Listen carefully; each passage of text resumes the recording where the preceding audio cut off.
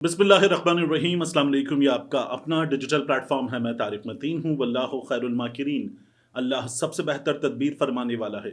वही बचाएगा मेरे देश को बलाओं से, जो बारिश में शजर से घोंसला गिरने नहीं देता, क्योंकि उसकी तदबीर तमाम तदाबीर की इमाम है। अहम तरीन खबरें हैं। ऑपोजिशन ने एक मुश्तरका प्रेस कॉन्फ्रेंस की। मुश्तरका प्रेस कॉन्फ्रेंस में सानेह जाफर एक्सप्रेस पर बात की, लाहेमल पर बात की, और ऑपोजिशन ने यह ऐलान किया कि इस कौमी इशू पर एपीसी बुलाई जाएगी। हुकूमत अपनी एपीसी बुलाने की बात करती है। ख्वाजा आसिफ साहब कहते हैं कि एपीसी बुलाएंगे, क्या पाकिस्तान तहरीक इंसाफ वाले आएंगे, नहीं आएंगे, जो सिचुएशन है उस पर ख्वाजा आसिफ साहब बात करते हैं तो बात कम करते हैं पाकिस्तान तहरीक इंसाफ पर, इमरान खान पर, सोशल मीडिया के उन अकाउंट्स पर जो आज़ाद अकाउंट्स हैं, वो किसी जमात को सपोर्ट करने वाले अकाउंट्स हैं, उसके ऑफिशियल अकाउंट्स नहीं हैं, तो उनको वो जोड़ देते हैं कि आप फौज पर हमले कर रहे हैं। ख्वाजा आसिफ साहब ने ये किया, शहबाज शरीफ साहब ने ये किया, फिर उसके बाद बलूचिस्तान गए, लैपटॉप देने का ऐलान करके आ गए। ख्वाजा आसिफ साहब ने सिर्फ अपनी मुखालिफ सियासी जमात को टारगेट किया। ये एक कौमी इशू पर, एक अहम सानहे पर हमारी इस वक्त जो बिठाई गई क़यादत है उसकी हिकमत अमली है। ये उनकी संजीदगी का आलम है कि वो इस इशू पर बात कम, इसके वजूहात पर बात कम, इसके सद्देबाब पर बात कम कर रहे हैं, और इस मौके को भी गनीमत जानकर वो ये बता रहे हैं इस्टेब्लिशमेंट को, एजेंसीज को और अहम शख्सियात को कि आपके खिलाफ पाकिस्तान तहरीक इंसाफ वाले बकवास कर रहे हैं और पाकिस्तान तहरीक इंसाफ वालों ने आप पर, फौज पर हमले शुरू कर दिए हैं। ये हमारे वजीर दिफा की, वजीर मुमलिकत बराए दाखिला की और दीगर हुक्काम की इस वक्त हमें कुल हिकमत अमली नजर आ रही है कि उन्होंने इसको शिकायत लगाने का मौका बनाकर रख दिया है। इसके सिवा उन्होंने कुछ नहीं किया। On the other hand opposition क्या कर रही है, इसकी बात कर लेते हैं। ऑपोजिशन ने यह कहा है कि इस सूरत हाल में ऑपोजिशन वाले एक एपीसी बुलाने जा रहे हैं। जो मुश्तरका प्रेस कॉन्फ्रेंस की गई उसके सिलसिले में एक बार फिर देखिए, आपके इस हुकूमत की जानिब से, इस हुकूमत को चलाने वालों की जानिब से ऑपोजिशन की उस प्रेस कॉन्फ्रेंस को जिसमें इस अहम इशू पर बात की गई, जगह ही नहीं दी गई। मीडिया ने कोई कवरेज नहीं की, वेबसाइट्स पर यह आपको बराए नाम नजर आया। तो अब ऑपोजिशन क्या करने जा रही है, कौमी कॉन्फ्रेंस बुलाने का ऐलान किया गया है। तहरीक इंसाफ के चेयरमैन बैरिस्टर गौहर ये कहते हैं कि सिक्योरिटी फोर्सेस ने एपीएस जैसा सानिहा होने से बचा लिया, उनकी कोशिशों का एहतराम करते हैं। जाफर एक्सप्रेस वाकये से पाकिस्तान को जख्म लगा है। बैरिस्टर गौहर साहब ये कह रहे हैं कि ये जो जानी नुकसान के नंबर्स आ रहे हैं, ये नंबर्स एपीएस जितने खौफनाक हो सकते थे, लेकिन यहां एक ऑपरेशन किया गया, सिक्योरिटी फोर्सेस ने भरपूर किरदार अदा किया, उसकी हम सताइश करते हैं। सिविलियन को टारगेट करने की मुजम्मत करते हैं। कल भी वजीर आजम ने सबसे पहले तनकीद का निशाना पीटीआई को बनाया। चंद बयानात जो सही या गलत हैं उसका सहारा लेकर कौम को तकसीम करने की कोशिश कर रहे हैं। ऑपोजिशन इत्तेहाद सिक्योरिटी पर ऑल पार्टीज कॉन्फ्रेंस बुलाएगा। महमूद खान अचकजई साहब ने इस मौके पर कहा कि हम जहद कॉन्फ्रेंस बुलाकर इज्तिमाई तौर पर ऐसा निज़ाम बनाएं कि हम बर्बादी से निकल आएं। और इलेक्शन से कबल उन्होंने कहा कि तजवीज़ देते हैं तमाम इदारे रूल ऑफ गेम तय करें। ये जो डीजीएसपीआर साहब की जानिब से कहा गया था ना कि रूल्स ऑफ गेम बदल गए हैं अब जब उन्होंने 79 लोगों पर हमला किया है, तो वो कहते हैं कि रूल ऑफ गेम तय करें। इलेक्शन में जर और जोर की ताकत से हुकूमत बनाई गई, यानी या तो सीटें खरीदी गई या ताकत से छीन ली गई सीटें। ये महमूद खान अचकजई साहब कह रहे हैं। वो कहते हैं तहरीक तहफ़्फ़ुज़ आईन पाकिस्तान के प्लेटफॉर्म से तजवीज़ करते हैं कि ऑल पार्टीज कॉन्फ्रेंस बुलाई जाए। साहिबजादा हामिद रजा साहब ने ऑल पार्टीज कॉन्फ्रेंस पर बुलाने की बात करते हुए ये कहा कि पार्लियामेंट का इन कैमरा सेशन बुलाया जाए, अरकान को ब्रीफ किया जाए कि 36 घंटे में जो कुछ हुआ उसके जिम्मेदार वजीर दिफा थे। 36 घंटे वज़रा ने कौम को बताना मुनासिब नहीं समझा कि क्या हो रहा है। हमारे तल्ख सवालात हैं, हम इन कैमरा सेशन बुलाने का मुतालबा करते हैं। सिक्योरिटी एहलकारों से हम इजहार ताज़ियत करते हैं, लेकिन हम इस वाक़े पर इंक्वायरी का मुतालबा करते हैं। ये साहिबजादा हामिद रजा की जानिब से कहा गया। तो तीनों अहम जमातों के रहनुमा इस मौके पर जो मौजूद थे, उनके ख्यालात मैंने आपके सामने रखे। हुकूमत क्या कर रही है, मुसलसल हमें यह नजर आ रहा है कि हुकूमत इस मौके को एक अपॉर्चुनिटी जान रही है कि अपने लिए इस्तेमाल करे और पाकिस्तान तहरीक इंसाफ को मजीद मलाइन किया जाए, उनको मजीद निशाना बनाया जाए और तमाम जिम्मेदारी इस वक्त जो है वो पाकिस्तान तहरीक इंसाफ पर डाल दी जाए। एक चीज और देखने की है कि भारत से क्या हो रहा है। जब डीजीएसपीआर साहब ने यह बताया कि इसका जिम्मेदार भारत है, और गुज़श्ता रोज भी यह बताया गया कि हमें ये नजर आ रहा है, हमारे पास सबूत हैं, कॉल्स ट्रेस हुई हैं जो अफगानिस्तान गई हैं और हमारे पास सबूत हैं कि भारत इस वाक़े में मुलव्वस है। फिर कुलभूषण यादव की आज गुफ्तगू सुनाई गई, भारत जो कुछ कर रहा है उसके सबूत दिखाए गए, बागदीस से जिन लोगों का ताल्लुक है, अफगानिस्तान से जिन लोगों का ताल्लुक है, उनके वहाँ लाशें मिले हैं, ये तमाम सबूत कौम के सामने रखे गए। इस मौके पर इंडिया ने काम किया है, इंडिया की एजेंसीज ने, वहाँ के मीडिया ने काम किया है और पाकिस्तान के खिलाफ एक सिचुएशन बनाने की कोशिश की है। इसकी टाइमिंग बता देती है कि जब उनका ये कारनामा पकड़ा गया है तो उन्होंने पाकिस्तान के खिलाफ ये काम शुरू कर दिया है। हुआ क्या, ये एनडीटीवी की स्टोरी है। एनडीटीवी ने कहा कि एक आदमी पकड़ा गया है रविंद्र कुमार नाम का। ये जो रविंद्र कुमार है ये भारत में एक असलहा साज फैक्ट्री में काम करता है। इसने भारत की खुफिया मालूमात, हसास खुफिया मालूमात और क्या प्रोडक्शन है उस असलहा साज फैक्ट्री की, उसके अलावा नेशनल सिक्योरिटी से मुतालिक अहम तरीन मालूमात वो फराहम की हैं आईएसआई की एक एजेंट को, एक खातून एजेंट को, जिसका खुफिया नाम नेहा बताया जा रहा है।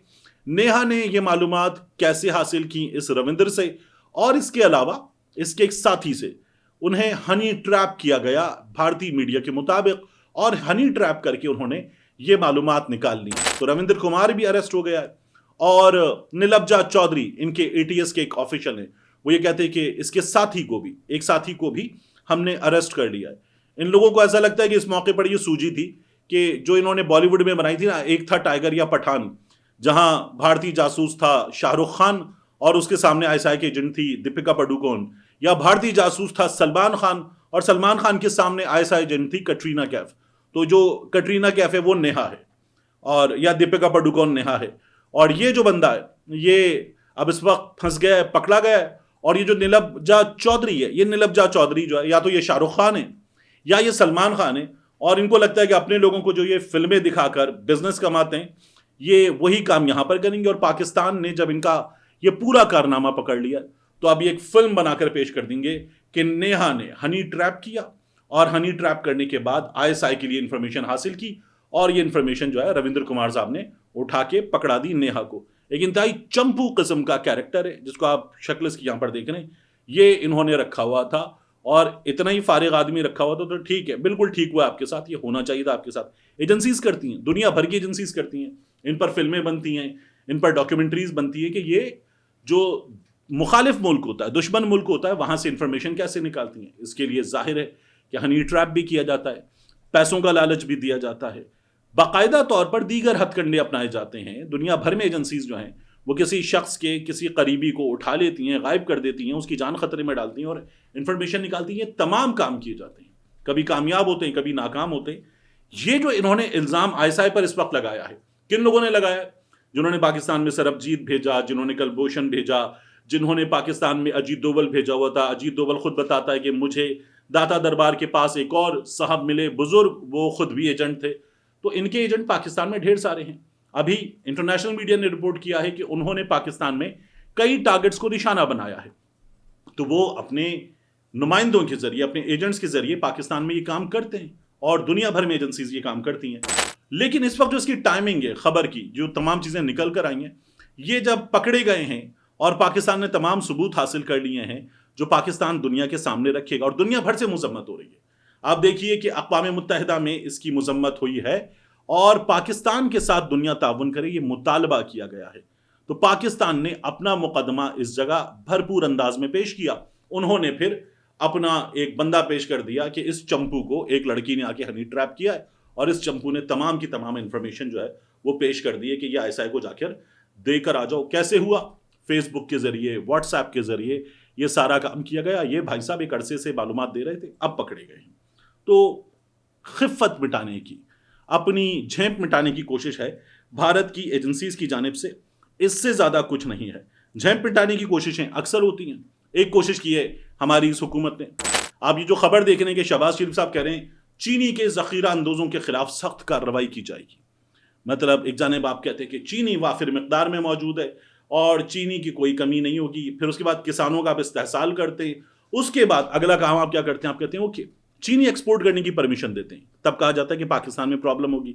आप कहते हैं कोई प्रॉब्लम नहीं होगी, आप चीनी एक्सपोर्ट करने देते हैं जो अफगानिस्तान जाती है, दीगर दुनिया में जाती है। फिर उसके बाद आपके यहाँ चीनी के प्राइसेस बढ़ना शुरू होते हैं। अभी जो आप खबर देख रहे हैं, ये खबर आपको क्या बता रही है? चीनी के पाकिस्तान में प्राइसेस थे पर किलो 125 से 130 रुपए तक। फिर हमने चीनी एक्सपोर्ट करना शुरू कर दी। जब एक्सपोर्ट करना शुरू की तो पाकिस्तान में लोगों ने चीनी जखीरा अंदोजी की सूरत में अपने पास रख ली, मौका मिलने पे महंगी बेचेंगे और कमाएंगे माल। जब ये सिचुएशन हुई, चीनी रख के बैठ गए, चीनी की कीमत बढ़ना शुरू हुई। चीनी की कीमत बढ़ी, फिर उसके बाद चीनी की कीमत कंट्रोल करने के लिए हुकूमत ने कहा कि अब हम चीनी मंगवाएंगे। पहले चीनी बेची थी, अब चीनी मंगवाएंगे, और मंगवाएंगे भी किस फॉर्म में? मंगवाएंगे हम चीनी रॉ फॉर्म में। रॉ फॉर्म में चीनी मंगवाएंगे और चीनी की कीमत पाकिस्तान में नीचे लाएंगे। अब कराची में रिटेलर्स ग्रोसरी एसोसिएशन के सरबराह ये बता रहे कि ऐसे होता नहीं है। रऊफ इब्राहिम साहब ये कहते हैं कि ये होता नहीं है, क्योंकि हम जब रॉ फॉर्म में मंगवाएंगे तो हमारी फैक्ट्री के पास रॉ शुगर को रिफाइंड शुगर में कन्वर्ट करने की टेक्नोलॉजी नहीं है, ये उनकी कैपेसिटी नहीं है। वो गन्ने से शुगर बना सकते हैं, लेकिन रिफाइंड शुगर जो है वो बना लें रॉ शुगर से, ये उनके पास नहीं है। उनका कहना है कि तरीका यह है, अगर हुकूमत चाहती है कि कीमत नीचे लाए तो कीमत नीचे लाने का तरीका है कि जिन लोगों ने जखीरा अंदोजी कर ली है उनसे निकलवाई जाए चीनी, कीमत नीचे आ जाएगी, मार्केट में चीनी की सप्लाई आ जाएगी। उसके अलावा अगर आपको नीचे लानी है तो चीनी जो रिफाइंड शुगर है वो टैक्स फ्री पाकिस्तान में लाने की इजाजत दें। जब आप टैक्स फ्री पाकिस्तान में लाने की इजाजत देंगे तो जो इंटरनेशनल मार्केट में प्राइसेस हैं वो नीचे हैं।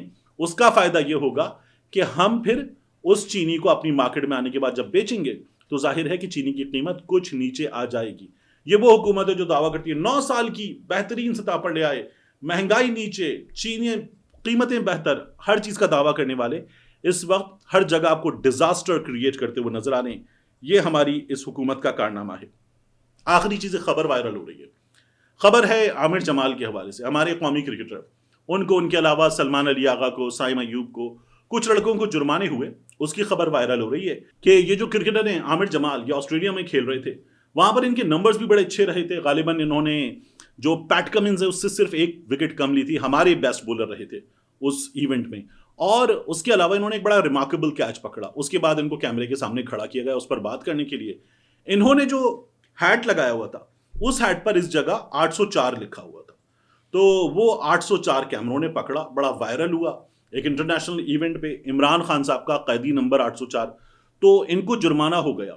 और ये उस वक्त जुर्माना हुआ था। खबर अब पता नहीं क्यों वायरल हो रही है, यानी सोशल मीडिया पे तस्वीरें आई, खबर वायरल हुई और दोबारा चल पड़ी, वगरना ये अक्टूबर 2024 में इनको जुर्माना हो गया था। इनको, साइम अयूब को, सलमान अली आगा को, कुछ और लड़कों को ये जुर्माना हो गया था आमिर जमाल के हवाले से। उसके बाद भी क्रिकेट खेले और कुछ अच्छी परफॉर्मेंस, कुछ बुरी परफॉर्मेंस, टीम से बहरहाल बाहर हो गए, फाइन हो गया था इनको। अब हमारे यहाँ जब ये खबर वायरल हुई तो मैं ये सोच रहा था कि ठीक है, 804 इमरान खान साहब का कैदी नंबर अगर इस क्रिकेटर के हैट पर है, और गलत है, मैं आपको बताऊं गलत है, क्योंकि क्रिकेट में पॉलिटिकल चीजें लाना मना है, लोकल इवेंट्स में मना, इंटरनेशनल इवेंट्स में तो बिल्कुल मना है। तो पीसीबी एक्शन लेगा, जुर्माना हो गया, ठीक है।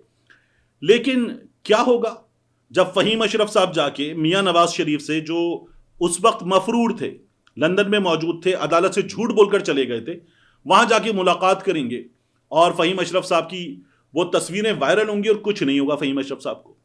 यानी ख्वाजा आसिफ साहब से कौमी असम्बली में जाके हारिस रऊफ साहब मुलाकात करेंगे, हारिस रऊफ साहब की मुलाकात होगी ख्वाजा आसिफ से, और उसके बाद जब वो बाहर निकलेंगे कैमरों को देखकर ऐसे चौंकेंगे और ये सब कुछ होगा। हारिस रऊफ के साथ कुछ भी नहीं होगा। तो ये तमाम चीजें हो जाएंगी। लेकिन एक खिलाड़ी जिसके हैट पर 804 लिखा हुआ, उसने खुद क्या कहा था, ये भी जो लोग जानते हैं ना, वो कहते हैं कि आमिर जमाल ने ये काम कर दिया था, बाद में उसे एहसास हुआ कि गलत हो गया, तो उसने झूठ बोला कि किसी खिलाड़ी ने मेरे हैट पर लिख दिया था, मुझे तो पता ही नहीं था 804 लिखा हुआ है। तो ये जानने वाले कहते हैं कि उसने जान छुड़ाने की कोशिश की थी। 804 मुमकिन तौर पर खुद लिखा होगा, लेकिन जब वायरल हो गया और गले पड़ गया तो उसने जान छुड़ाने की कोशिश की थी। लेकिन क्या हुआ, हारिस रऊफ के साथ कुछ हुआ? कोई इवेंट नहीं, कुछ नहीं, कोई शादी की तकरीब नहीं, कोई नेशनल इवेंट नहीं। जाके आप मिलकर आए ख्वाजा आसिफ साहब को कौमी असम्बली में, और वहां पर बिल्कुल ठीक है, कुछ नहीं हुआ, क्योंकि ख्वाजा आसिफ वजीर दिफा हैं। ये हुकूमत इस वक्त सियासी गैर सियासी ताकतों की हुकूमत है, तो हारिस रऊफ साहब के साथ कुछ नहीं होगा। फहीम अशरफ साहब की परफॉर्मेंस भी नहीं होगी और फहीम अशरफ साहब टीम में आ जाएंगे क्योंकि मियां नवाज शरीफ साहब की तस्वीर है। एक और स्पिनर बॉलर है दुबला पतला सा सियालकोट का, उसके बारे में भी खबर है कि वो भी जाकर इसी तरह से सियालकोट की एक शख्सियत से मिलकर आया और उसके मामलात जो हैं वो भी आपको आगे जाकर बेहतर होते हुए नजर आएंगे। इस तरह से टीम सिलेक्ट होगी। ये जो स्पोर्ट्स एनालिस्ट है ना, वो कहते हैं इस तरह से टीम सिलेक्ट होगी तो फिर क्या होगा। यानी हारिस रऊफ साहब के आप नंबर देखें, इकोनॉमी रेट 6+ क्राइम होता है, और हारिस रऊफ साहब का इकोनॉमी रेट आपको हर बार 6+ नजर आएगा, कई बार तो 8+ नजर आएगा। पिछले 4 आईसीसी इवेंट्स में हारिस रऊफ का इकोनॉमी रेट हर बार 6+ है। तो फिर भी हारिस रऊफ साहब टीम में हैं, क्योंकि वो पीएमएलएन वाली गाड़ी की तस्वीर भी मुबैना तौर पर लगा देते। हारिस रऊफ साहब ख्वाजा आसिफ साहब से मिलकर आते हैं। हारिस रऊफ को जुर्माना हुआ था, मोहसिन नकवी आए थे फौरी तौर पर, और नजर आ रहा था कि जेर ताब आएगा लड़का, लेकिन फिर बताया जाता है कि ये कनेक्शन है, ये डाकखाना, यहां से कोई कनेक्शन खुला और फिर उसके बाद वो जो बिल्कुल झुक के ऐसे करके गले मिल रहे थे, वहां चीजें ठीक होना शुरू हुई और Haris Rauf was back in the team. इनके बारे में स्पोर्ट्स जर्नलिस्ट और टीम में मौजूद खिलाड़ी वो कहते हैं कि ये दोनों, हारिस रऊफ भी फहीम अशरफ भी, ये दोनों दूसरे खिलाड़ियों से कहते हैं तुम किन चक्करों में हो, जिस जगह से बात बनती है उस जगह से आओ, उस रास्ते से आओ, चीजें ठीक हो जाती हैं। इन्होंने ये अभी कैंप में लड़कों को बताया है, तो बाकायदा तौर पर नजर आ रहा है कि किस रास्ते से जाना है। वो जो मरीम नवाज साहिबा ने कहा था ना, वो रास्ता मुझे आता है, तो इन लोगों को भी वो रास्ता आता है। उस रास्ते से इन लोगों की चीजें हुई हैं बेहतर। मिलते हैं इंशाल्लाह आपसे अगली वीडियो में।